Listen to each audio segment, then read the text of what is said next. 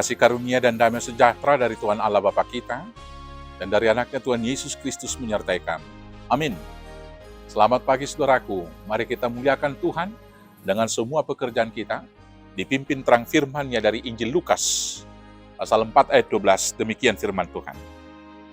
Yesus menjawabnya katanya, ada firman, jangan engkau mencobai Tuhan Allahmu. Jangan engkau mencobai Tuhan Allahmu. Saudaraku yang terkasih, firman ini dikatakan oleh Tuhan Yesus kepada iblis.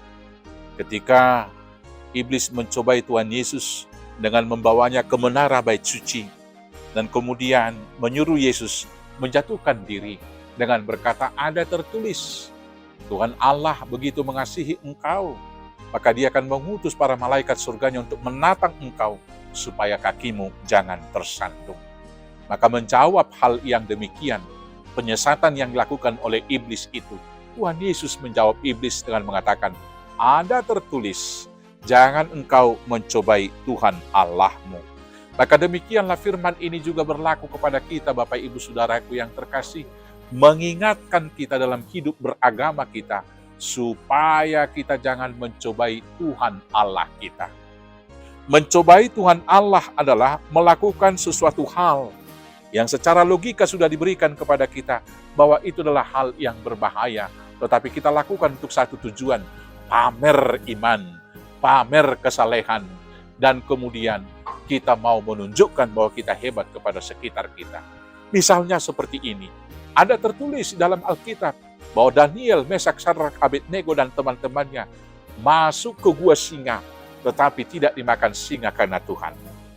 Saudaraku yang terkasih, mereka masuk ke gua singa bukan karena keinginan mereka sendiri, tapi mereka dimasukkan oleh Raja Nebukadnezar karena mau dipaksa untuk menyembah patung Raja Nebukadnezar ketika itu.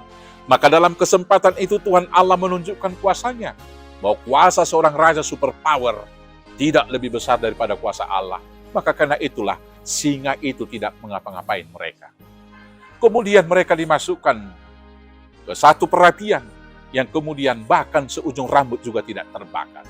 Saudaraku, jangan pernah mencoba dalam kehidupan kenyataan sekarang, karena mau menunjukkan iman percaya, ujuk-ujuk kita masuk mungkin ke kebun binatang, kita ke taman safari, sudah dilarang di sana masuk ke dalam kompleks singa, membuka kaca mobil, maka kita keluar berjalan di sana, sementara kita bukan pawang, itu mencobai Tuhan Allah. Atau dengan kata lain, kalau beriman kepada Tuhan, maka api juga tidak membakar ujung rambut. Saudaraku, Tuhan yang mau dan punya kehendak menunjukkan kuasanya di sana.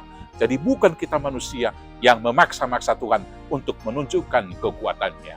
Karena itu saudara-saudaraku yang terkasih, sebagai umat yang taat, jangan pernah cobai Tuhan Allahmu. Tetapi sebagai umat yang beriman, seberat apapun cobaan, bahkan singa, juga api, tidak akan dapat membakar kita kalau kita beriman kepada Tuhan. Ialah Tuhan yang berdaulat, Tuhan yang berkuasa, Tuhan yang kita sembah, dan Tuhan yang kita muliakan. Selamat hidup di dalam Tuhan. Tuhan Yesus memberkati. Amin. Kita bersatu dalam doa. Terima kasih Bapa atas firman-Mu hari ini. Kiranya kami menjadi anak-anak yang taat, yang tidak pernah mencobai kuasa Allah. Tetapi kami percaya, apapun ancaman yang datang mengancam hidup kami, kami tahu kuasa Tuhan lebih dan berkuasa atas semuanya itu. Maka apapun ancaman yang datang, kami tidak akan celaka, karena kami tahu Tuhan yang memelihara. Maka lindungi sertai kami dalam hidup ini, agar kuasa-Mu nyata dan nama Tuhan dimuliakan. Hanya dalam nama Yesus Kristus, kabulkan doa ini. Amin.